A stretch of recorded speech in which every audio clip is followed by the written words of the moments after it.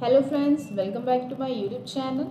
आज हम देखने वाले हैं कि who is requires to file income tax return. Means 2022 में कुछ गवर्नमेंट की तरफ से अपडेट आई है कि कुछ लोग जो थे वो उनको तो कंपलसरी था, मीन्स मैंडेटरी तो था ही इनकम टैक्स रिटर्न फाइल करना, बट अभी उन्होंने एक नए रूल्स भी निकाल दिए हैं। ये जो कंडीशन है, ये जो क्राइटेरिया है वो कैसा है कि फॉर एग्जाम्पल पहले कैसा होता, 2,50,000 अगर आपकी नेट टोटल इनकम क्रॉस करती है तो you have to pay tax for that. तो उन्होंने अभी ऐसा कर दिया है, फॉर एग्जांपल आपकी ग्रॉस टोटल इनकम डिडक्शन के बाद means ATC, LIC, ATD, mediclaim, educations, आपके बच्चों का जो भी फीस वगैरह है वो सारी चीज़ें माइनस करने के बाद आपका टोटल नेट इनकम अगर 2,50,000 के ऊपर जाता है तो आपको compulsory income tax return file करना है। ये जो 2,50,000 की लिमिट्स है वो नॉर्मल पर्सन इंडिविजुअल्स के लिए थी, 3 lakhs की थी जो सीनियर सिटीजन थे, और 5 लाख रुपीज़ की लिमिट्स थी जो सुपर सीनियर सिटीजन्स थे। हमारे पॉइंट को डिस्कस कर लेते हैं।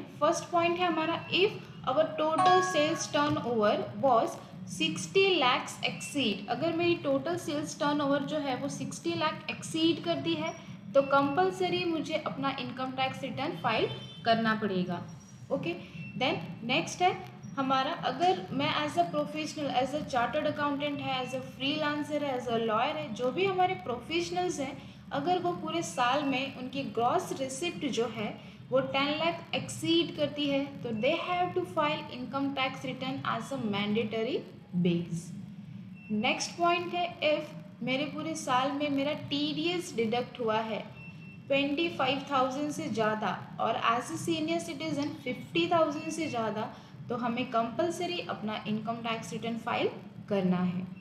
उसके बाद अगर मेरे सेविंग अकाउंट है, पूरे साल में अगर मैंने 50 लाख रुपीज़ से ज़्यादा का ट्रांजेक्शन किया है, चाहे वो ऑनलाइन हो, चेक हो, कैश हो, we have to file income tax return on the same basis।